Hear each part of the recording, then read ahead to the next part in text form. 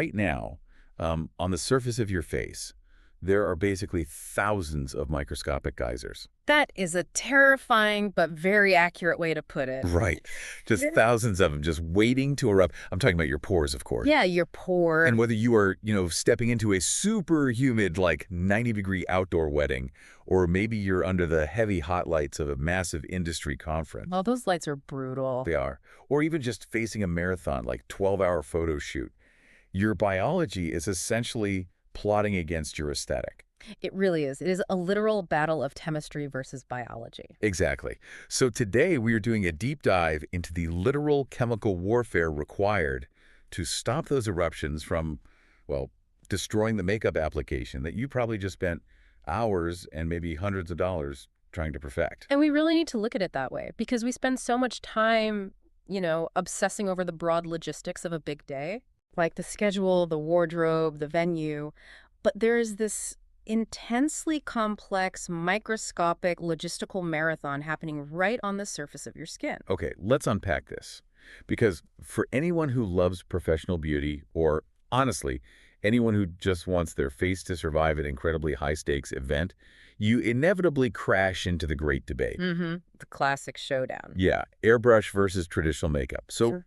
our mission today is to dig into the source material, bypass all the marketing fluff, and figure out the actual mechanics. Right, like what actually lasts longer. Exactly. What the camera lens prefers, and how your specific biological canvas dictates your choices. And we really need to elevate this beyond just basic color theory. How do you mean? Well, I mean, by the time you're staring down a 14-hour event, the pigment of your foundation is almost irrelevant if the vehicle carrying that pigment fails. Oh, wow. Okay, that makes sense. Yeah, so we are analyzing endurance, fluid dynamics, and the physical properties of the mediums. We need to look at how, atomized polymers interact with the elements differently than emollient-rich liquids. I want to start right there, actually, with the mechanics of the application. Yeah. Because I think a lot of people misunderstand what airbrush actually does physically. Oh, absolutely. It's wildly misunderstood. Right. Like, we all know traditional makeup. We aren't going to sit here and explain what a dense kabuki brush or a damp beauty sponge is. No, we all know the drill there. We know that traditional application involves taking a cream or a liquid and physically, buffing it into the face. But Yeah. airbrushing is a completely different physical action. It is. It removes friction entirely. Wait, removes friction? Yes. That is the foundational difference. With an airbrush system, you have a compressor that forces air through a highly specialized gun. Oh, yeah. And it pulls a highly fluid, usually silicone-based foundation through this microscopic nozzle. The liquid is atomized. Atomized, like broken down. Exactly. Broken down into millions of micro droplets, and when those droplets hit your face, they don't get pushed into your pores. Wow. They connect with each other, forming this breathable, web-like lattice on top of the skin. Okay, the best way I can visualize this, tell me this tracks, it's like comparing a master oil painter to a high-end automotive finish. I like that. Go on. So traditional makeup is the oil painter. You're laying down a medium and then using the friction of brushes or sponges to physically push that medium around. Right, shearing it out, building it up. Yeah, forcing it into the microscopic texture of the canvas to create a seamless blend. But the airbrush, It's the car factory. yes, it's like that precision atomized spray paint in a luxury car factory. It's an ultrafine mist that just settles. That is a perfect analogy, and that lack of friction changes the entire relationship between the product and your skin. Because you aren't rubbing it in. Exactly. Think about it. When you buff traditional makeup, the sheer force of your brush or your sponge is actually micro-exfoliating the skin slightly. Oh, wow. I never thought about that. Yeah, you're mixing the product with your natural dead skin cells and your surface oils, but airbrushing bypasses that entirely.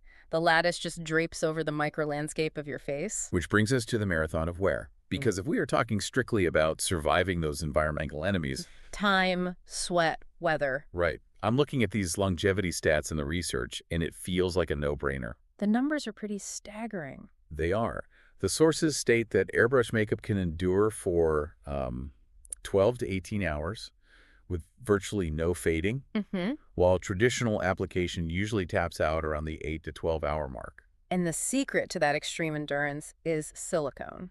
Okay, break that down for us. So most professional airbrush formulas are heavily silicone-based. And from a chemical standpoint, silicone polymers are highly hydrophobic. Meaning they hate water. Exactly. Yeah. They actively repel water. So when that atomized web sets on your face, it acts as a microscopic raincoat. A raincoat. Yeah.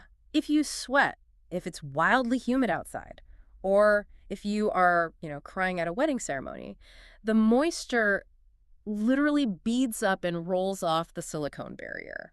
Rather than dissolving the pigment. Exactly. Okay, I have to push back here, though. Go for it. Because I'm reading these stats, and if Airbrush lasts up to 18 hours, feels weightless because it's just a micro mist and makes you virtually immune to humidity and tears.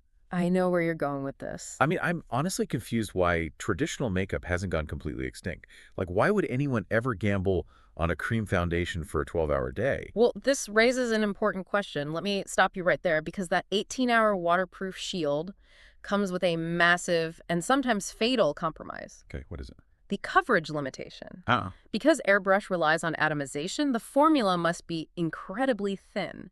Yep. It is fundamentally engineered for sheer to medium coverage. Okay, so it's not a magic eraser. No, you actually want the skin to show through that web-like lattice. Oh, so you can't just keep spraying it until a blemish disappears. Definitely not.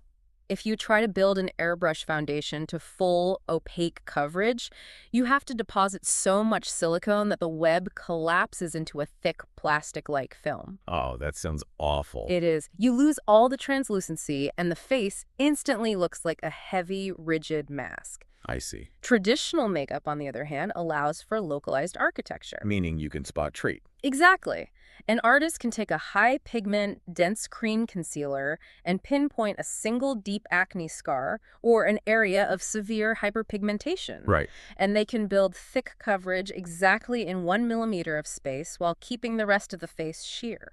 And it's not just about hiding things either. It's about the aesthetic finish. Very true. The sources highlight that traditional makeup offers this massive spectrum of textures.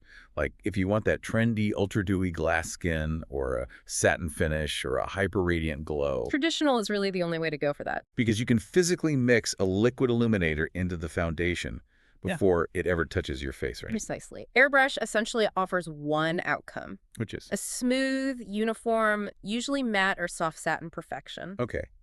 But beyond the aesthetic finish, there is a logistical nightmare hidden inside that 18-hour Airbrush wear time. Yes. We have to talk about the touch-up dilemma. Yes. This jumped out at me in the research.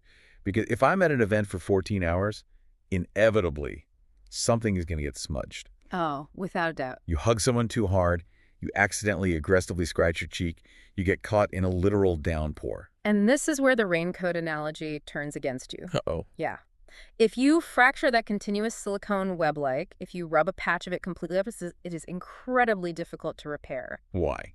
Because you have now created a chemical boundary. Oh, going back to the car factory analogy. If you deeply scratch the atomized paint on a sports car, you can't just take a hardware store bristle brush, dip it in a bucket of paint, and dab it over the scratch. You look terrible. The textures will clash immediately, and it will look like a cheap patch job. And it's even more extreme than just clashing textures with makeup. How so? Well, the intact airbrush makeup around the smudge is hydrophobic silicone. Right, it repels water. So if you try to take a traditional water-based or emollient cream concealer to patch the hole, yeah, the surrounding silicone will literally repel the touch-up product. It won't blend.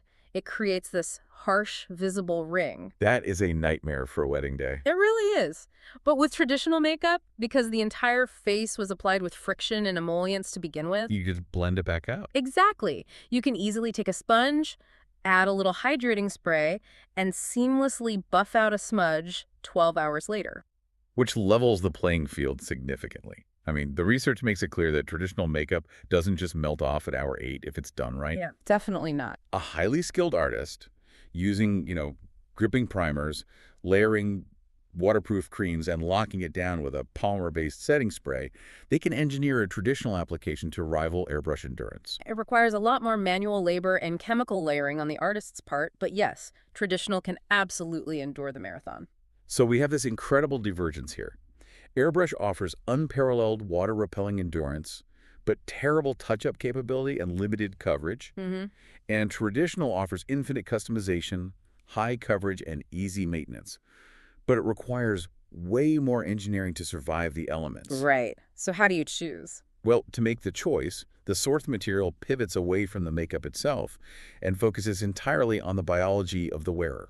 And if we connect this to the bigger picture, this is crucial because the most expensive scientifically advanced polymer in the world will fail catastrophically if it is fighting the natural biological landscape of your skin. So you have to match the chemical delivery system to the biological canvas. Exactly. Let's visualize this.